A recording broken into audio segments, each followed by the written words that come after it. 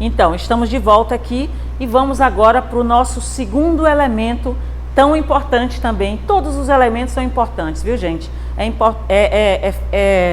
É bom a gente reforçar que aqui agora nós estamos entrando nos elementos principais do nosso termo de referência. Todos são importantes. E agora esse é um dos considerados, assim, a definição do objeto é um dos elementos considerados assim os mais polêmicos na hora da gente elaborar aqui o nosso termo de referência, porque no objeto é sempre difícil, a gente na prática, a gente sabe o que a gente quer, né? A gente olha para o mercado, sabe o que a gente quer, aquele bem ou aquele serviço, mas a gente tem dificuldade de definir dentro do termo de referência esse objeto. Então, por quê? Porque a administração aí na prática, a gente tem a ânsia de melhorar as nossas aquisições, as nossas contratações. A gente quer comprar o melhor, o objeto de qualidade para a administração, mas com preço justo, preço praticado no mercado. Esse é o preço que a gente considera justo. Mas ainda assim a gente acaba incorrendo aí com algumas falhas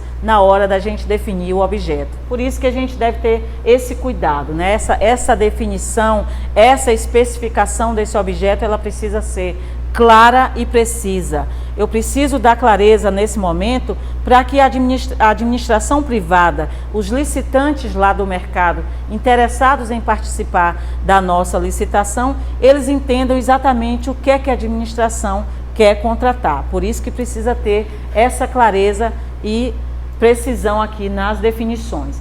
Essa definição clara e precisa, né, que a gente está falando aqui, deve constar no nosso edital, dentro do nosso termo de referência, que é um dos anexos principais aqui do nosso edital, e aí é que a gente vai registrar o detalhamento do objeto. É aqui no termo de referência que eu vou colocar todo o detalhamento. Quando o fornecedor baixa lá o aviso do edital e ele baixa o nosso edital para entender e saber o que a administração quer contratar, o documento que ele vai em cima na hora que ele quer entender o que é que nós queremos é exatamente o termo de referência. Então, muito cuidado com direcionamento ou restrição. Quando que a gente pode direcionar ou restringir aí essa definição do nosso objeto, né? Haverá direcionamento ou restrição quando apenas um ou poucos produtos puderem atender às exigências da administração, mesmo existindo inúmeras opções no mercado. Eu tenho várias opções no mercado, mas aí eu faço na minha definição do objeto, na especificação do objeto, eu coloco lá algum item que vai restringir a participação de alguns fornecedores no mercado. Isso é direcionamento ou restrição à competitividade. Nós temos que ter muito cuidado, porque direcionamento e restrição à competitividade é vedado por lei, né? É preciso ter muito cuidado, porque as especificações técnicas aí do objeto é indispensável que nós, da administração pública, conheçamos o mercado, a realidade do mercado. O que é que o mercado tem para nos oferecer aí, quais são as soluções que esse mercado vai possibilitar. E aí eu trago para vocês alguns procedimentos aqui que podem ser adotados para assegurar a contratação de um objeto de melhor qualidade, né, para a administração. Primeiro, possibilidade de utilização de catálogos ou editais de outros órgãos para adquirir objetos de qualidade com preços compatíveis com o mercado. Eu posso usar um edital de um órgão federal, de um órgão estadual e até de um órgão municipal? Claro que sim, sem problema nenhum, desde que eu utilize aquele edital como uma referência, como uma base, um horizonte que eu posso seguir, mas lembrando que eu tenho que ajustar o meu edital para as nossas necessidades, para as necessidades cada um de seu órgão, da sua unidade administrativa. Exigência de cumprimento de padrões, como certificações, aqueles certificados que a gente pode utilizar, que são exigidos por lei, né? Agora, muito cuidado, exija essas certificações para aquilo que de fato vai impactar na execução, na boa e satisfatória execução do objeto. Porque se for algo comum, que não há necessidade de fazer essas exigências, para que você vai fazer uma exigência que pode, inclusive, restringir a competitividade? Não, eu preciso ter, quanto maior a competitividade do mercado, quanto maior a ampliação, eu ampliar a possibilidade de mais fornecedores participando da minha licitação, mais possibilidade eu vou ter de uma proposta, chegar ao final de uma proposta vantajosa. Outro procedimento que é interessante, eu já fiz isso aqui com as minhas licitações no Tribunal de Contas, e eu dou como um exemplo para vocês aqui um procedimento que pode ser adotado. Possibilidade de realizar reuniões com empresas do ramo, do objeto do seu edital, que se pretende contratar a fim de que elas possam contribuir para uma descrição precisa, né? Para uma definição do objeto mais clara. Porque às vezes nós da administração, nós licitamos tudo. A gente licita combustível, passagens, obras, água mineral, material gráfico, equipamentos de informática, uma série de outros objetos. Nós não temos a expertise, nós não somos especialistas em tudo. Quem melhor entende do objeto é quem vende, quem comercializa. Subentende que a empresa que vai vender para a gente, que vai participar da nossa licitação, ela tem muito mais conhecimento no objeto que a gente quer contratar do que nós. Então, por que não pedir esse apoio do próprio fornecedor? Agora, o que não pode é ser uma coisa fechada, tem que ser algo transparente. Essa relação com os fornecedores tem que ser algo transparente. Na hora que eu convido aqui para participar de uma reunião, não posso convidar só 1 ou 2 fornecedores da minha escolha. Eu convido o máximo possível, o maior número possível de fornecedores, para que isso seja um ato de transparência da própria administração, né? Posso elaborar uma ata de reunião para que fique registrado quantos fornecedores do ramo participou dessa reunião, estavam presentes, deram sua opinião, participaram ali e contribuíram com a melhor definição desse objeto.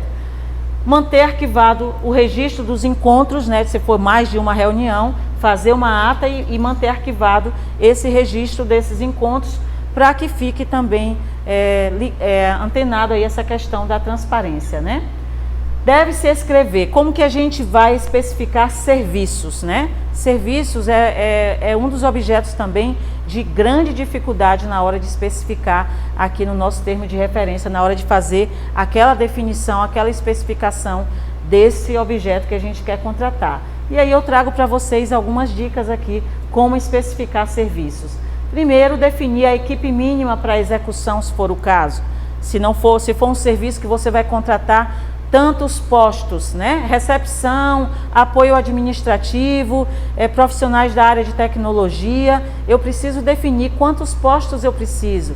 Na área de TI, quantos analistas de TI eu vou precisar contratar? Vai depender da demanda dos serviços de TI. Eu tenho que ir lá no setor de tecnologia, conversar com as pessoas, verificar a real necessidade. São 5 postos, são 3 postos, como que a gente vai definir isso aqui, né? Local e horário de funcionamento. Qual é o local e horário de funcionamento que o seu órgão funciona? Como que funciona o seu expediente? É um expediente corrido ou 2 expedientes, tem intervalo para o almoço? Porque tudo isso vai impactar na proposta que o fornecedor vai apresentar no dia da licitação. Isso vai impactar, né? Intervalo de almoço, ele tem que liberar quantos vales, se são 2 expedientes, ele vai ter que dar 4 vales transportes para o empregado dele, um para ir, outro para voltar para o almoço, um para voltar após o almoço, um para voltar ao final do expediente. Tudo isso vai impactar na proposta, por isso que a gente tem que ter todos esses detalhes, todos esses cuidados, né? Frequência e periodicidade, né? Limpeza dos prédios, um exemplo no caso de limpeza, né? De limpeza predial. Vai ser, a execução vai ser diária, vai ser semanal, eu vou precisar lavar os banheiros todos os dias. O que vai ser semanal? Limpeza de esquadrias, de janelas, e os banheiros são diárias, a limpeza dos corredores tem que ser diária, porque tem que estar limpo todos os dias. Então essa periodicidade também vai impactar na proposta do fornecedor, tá? Materiais a serem utilizados, quais são os acessórios, materiais e acessórios que a empresa tem que trazer para executar um determinado serviço, né? Resultados ou produtos esperados, olha que bacana, resultado ou produtos esperados, eu já disse lá no meu estudo técnico preliminar, Lá no início, quando eu elaborei o estudo técnico preliminar, eu já informei quais são os resultados esperados com a execução desse serviço. Eu só trago para cá para esse item do termo de referência. Especificar se o transporte, rota, prazo, um exemplo de transporte escolar, que tem uma rota a ser seguida, o roteiro que o motorista vai fazer para levar os alunos para a escola e voltar, ou mesmo locação de veículos com condutor, qual é a rota, qual é a quilometragem que ele vai rodar, tudo isso vai impactar. E ainda demais especificações, outras que se fizerem necessárias aí em conformidade com o objeto. A gente traz aqui as mais importantes, mas é claro que se eu tenho objetos mais complexos que vai exigir mais itens, mais condições especiais em cima da especificação, com certeza eu vou ter que redefinir aí essa especificação também, tá? Então, é isso por enquanto, até já.